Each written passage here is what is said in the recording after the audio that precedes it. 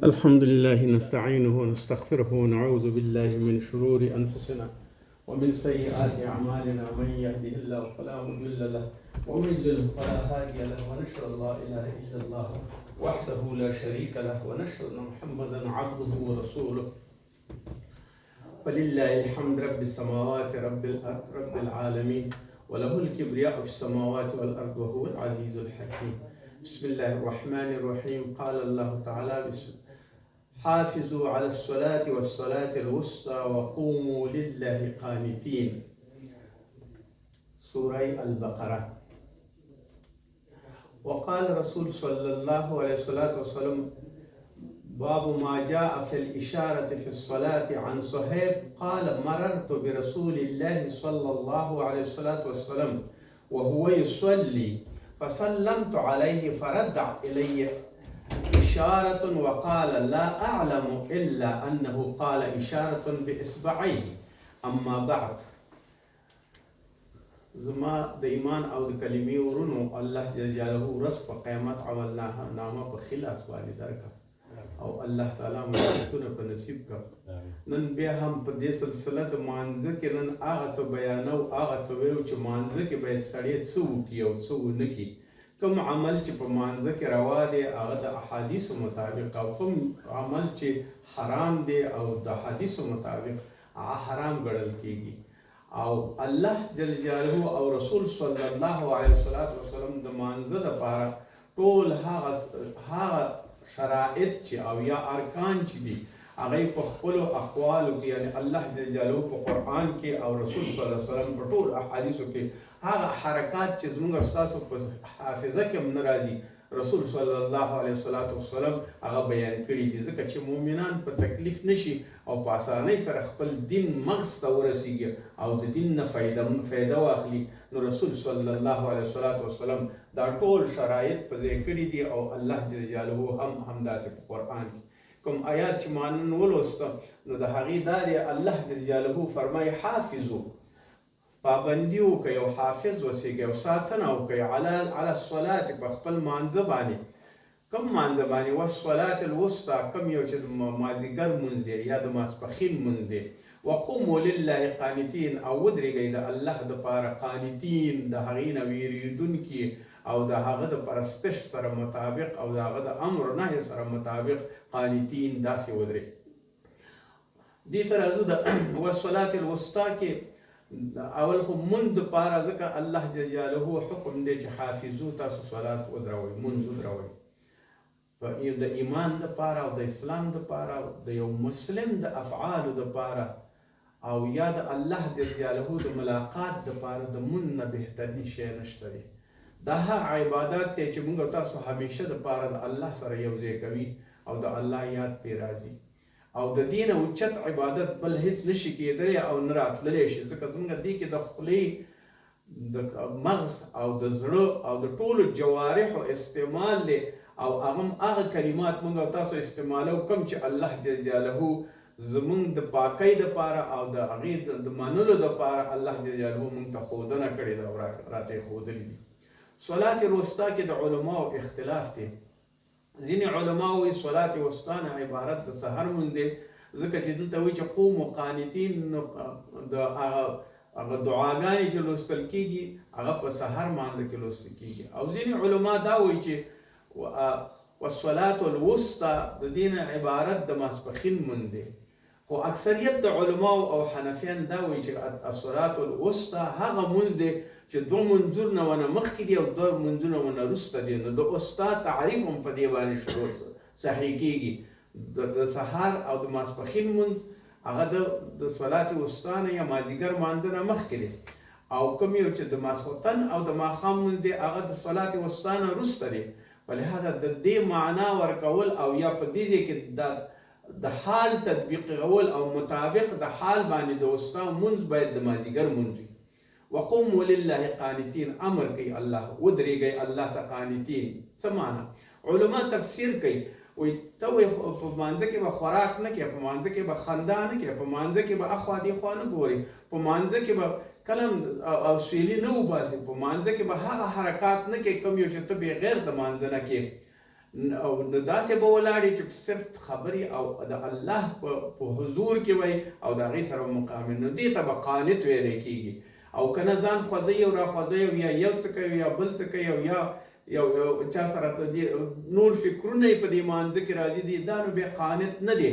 نو الله جل جلاله ځکه درته وایي چې قوموا لله قانتین، د الله دپاره قانت، صرف د الله دپاره ودرېږه. نورې خبرې د دنیا پرېږده، مه خندا کوه، مه چاته اشارې کوه، مه چاته څه وایه سر خوځوه، او مه داسې حالات راوله په خپل مغز کې چې ستا تصور یو بل ځای سره یو بل ځای شي، نو ته به بیا قانت شي. ځکه د قانت معنا ډېره لویه او ډېره ښه ده، او د مسلمان د ادب دپاره د قانت معنا ډېره ضروري ده. باید دی په دې معنا باندې پوه شي چې هغه کارونه چې اضافه دي او هغه باید په مانځه کې ونه شي کړلی. دا د بقرې 238 آیات دی، او د دې قانت علماو ډېرې زیاتې معناګانې راوړي دي، او په همدې باندې د مسلمان عمل دی، او د مسلمان چې پوره اسلام لري نو هغه به قانت اوسېږي د الله دپاره او د هغې بندګي به کوي.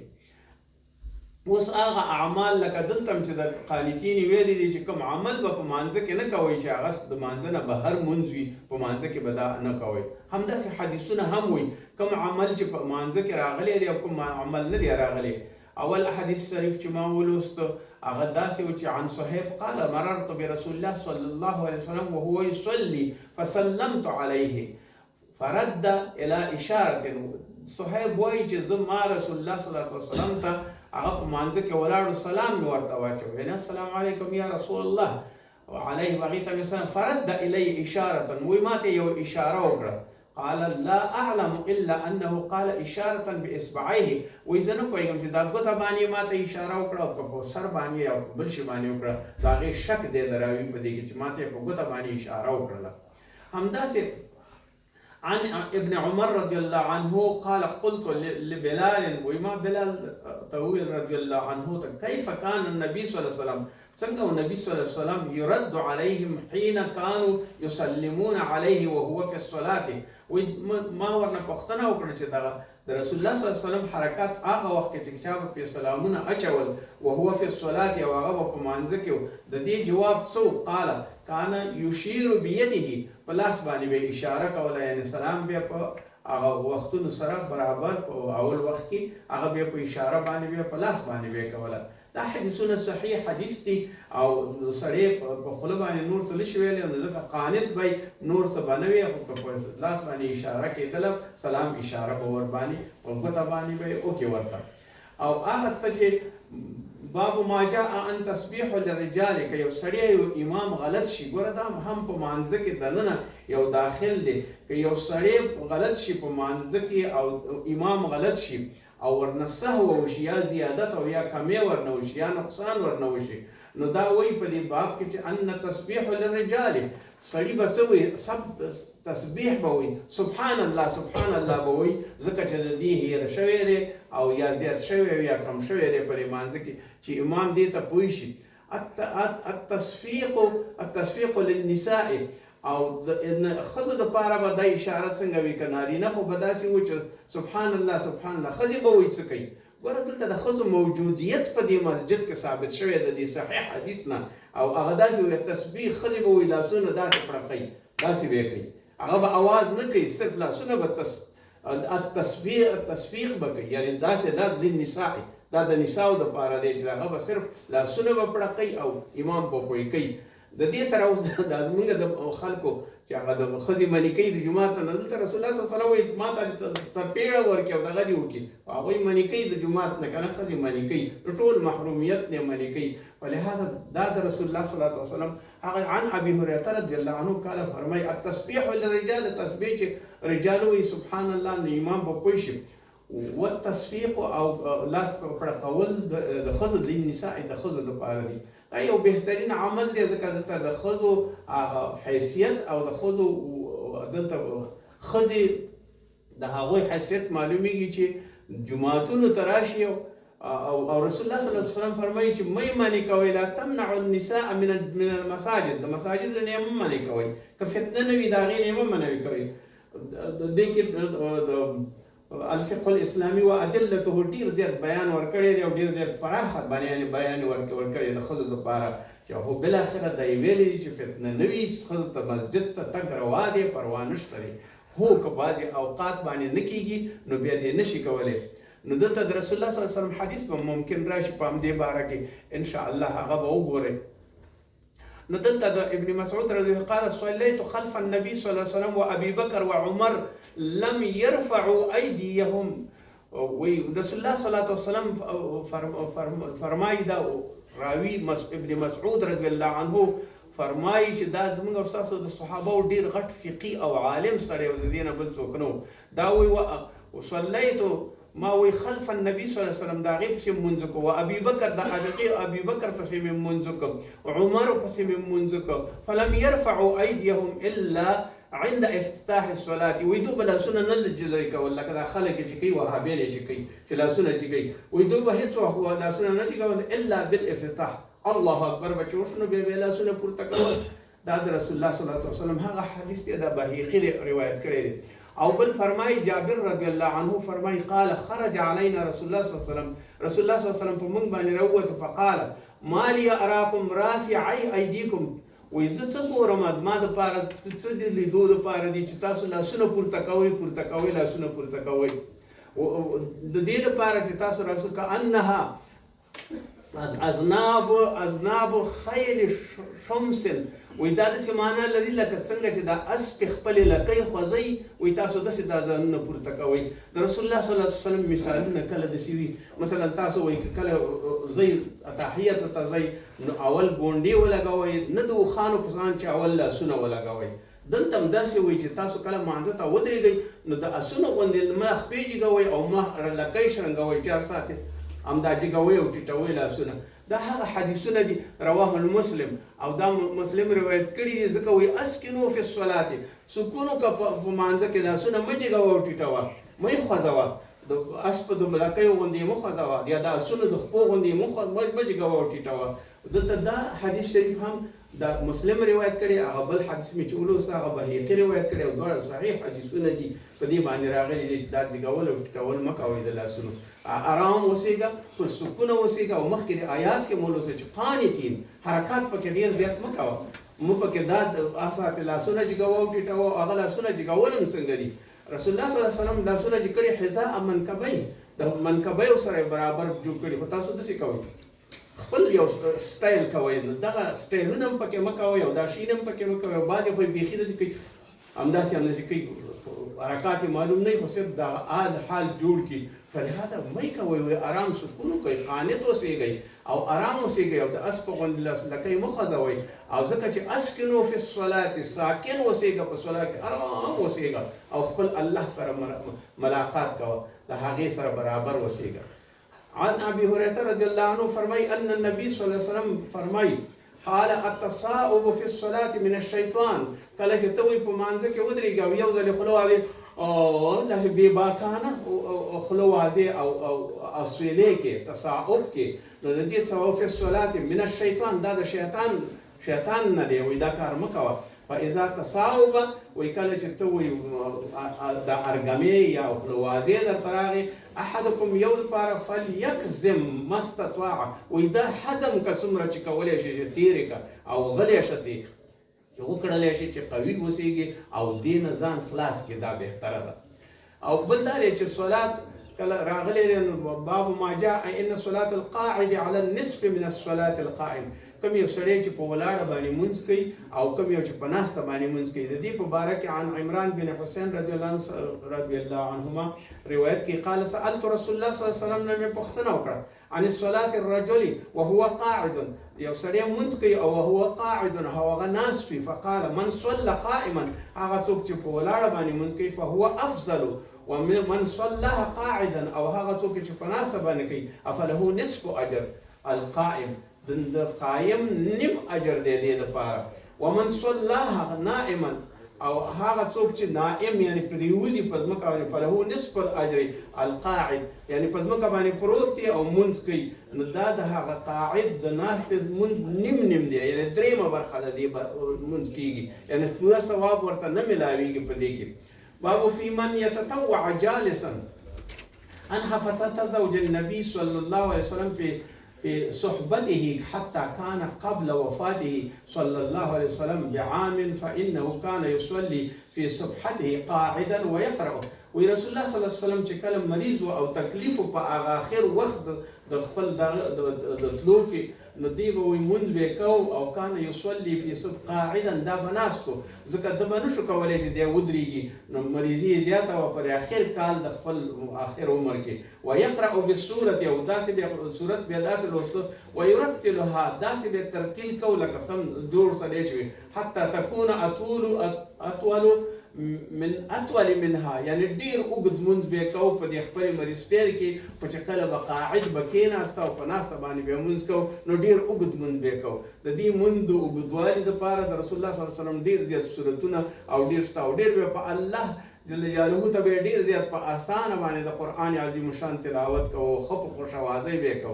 عائشة رضی الله عنها فرمایي ان النبي صلی الله علیه وسلم روایت کی کان یصلی جالسا فیقرأ فهو جالس، کله چې وی مونځ کو رسول الله صلی الله علیه وسلم نو جالسا ناس به فیقرأ فهو جالس، قرأت به کو ناس به په ناسته باندې به کو. فاذا بقي من قراءتي قدر ما يكون 30 او 40 آیه، کله به چې د دې خپل قرأت به پیدا شو، مثلا سوره بقره بیا شروع کړه نو د دې سورتۍ بقرې اخري 10 یا 40 آیاتونه به چې پاتې شو نو بیا به قام بیا به ودرېده په دې وخت کې باوجود د دې چې مریض مو اخر عمر مو فقرأ بیا به ویل دا پاس وروسته 10 یا 40 آیتونه به قائما په ولاړه باندې به ثم ركع وسجد، بیا به رکوع وکړه او سجده به وکړه فی الرکعة الثانیة په دویم رکعت کې مثل ذلك همدارنګې به دلته علما دا وایي یو سړي دپاره دا لازمه دی که چېرته کولی شي چې په دې د مانځه کې دی په ناسته مونځ کوي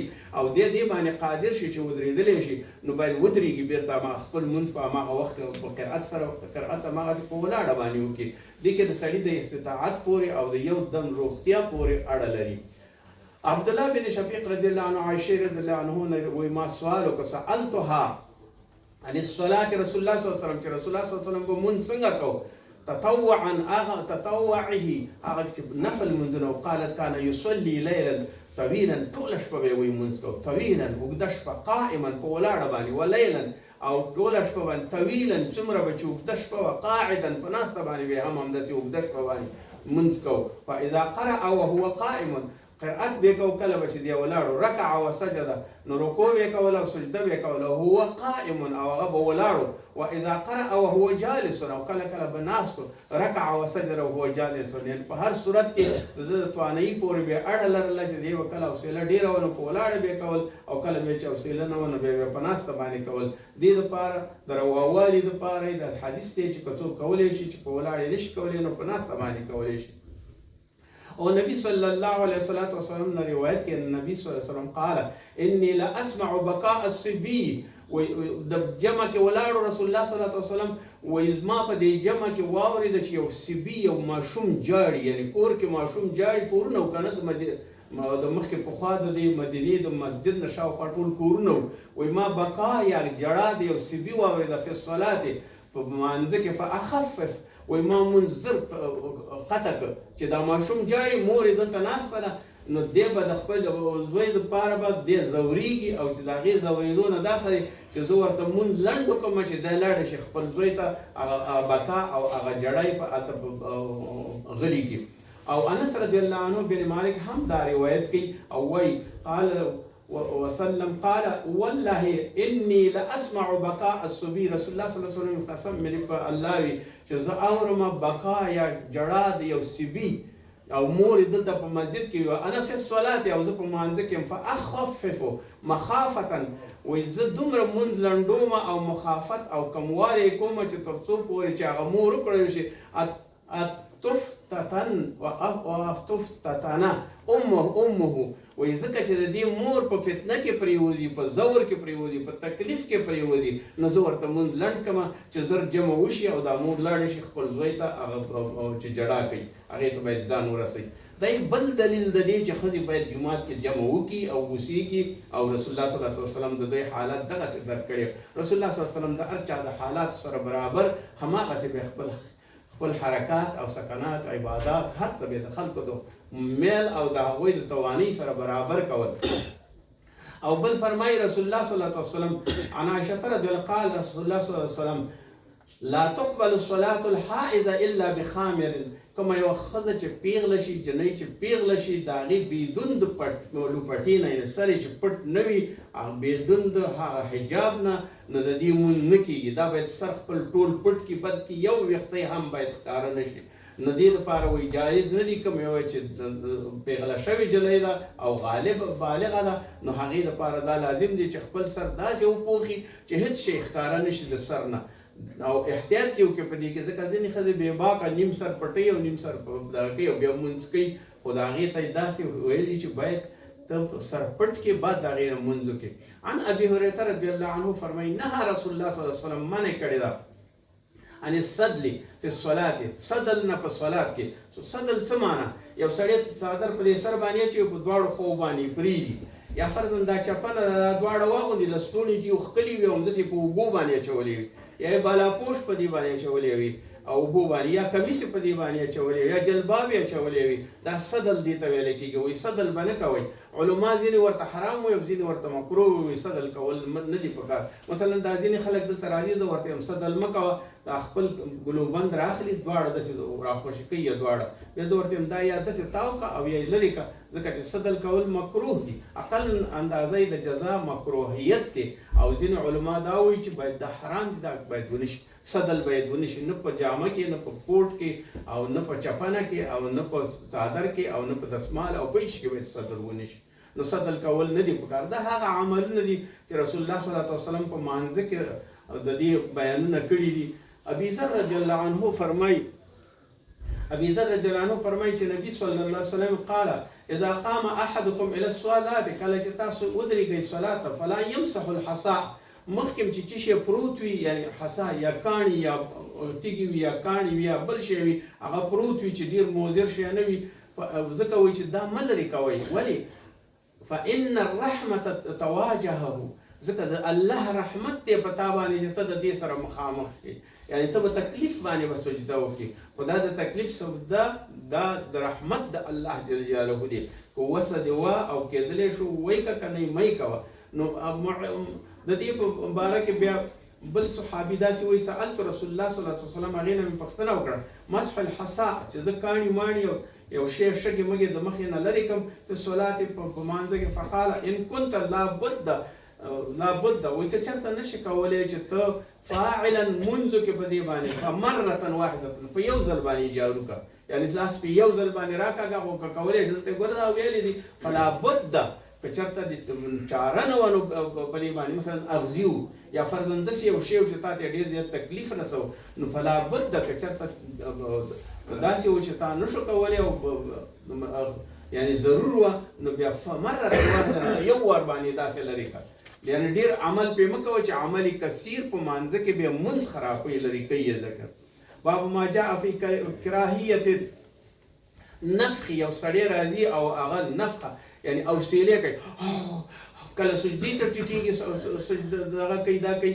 عن ام سلمة قالت رأى رسول الله صلی الله علیه وسلم، یو سړی غلاما، یو هلک یې ولیده، یو ځوان یې ولیده، نقول له افلح اذا سجد نفخ، فقال یا افلح ترب وجهك، وایي ورته یې وویل چې ای افلح دا اسویلي دې بند کړه، دا اسویلي په دې کې مه کوه. یو سړی راشي غمګین وي، په ځان باندې نه پوهېږي، اوف او آف یې نقلولي او سیلي نقلولي وي، په لحاظه دا د مانځه د شان سره برابر نه دي.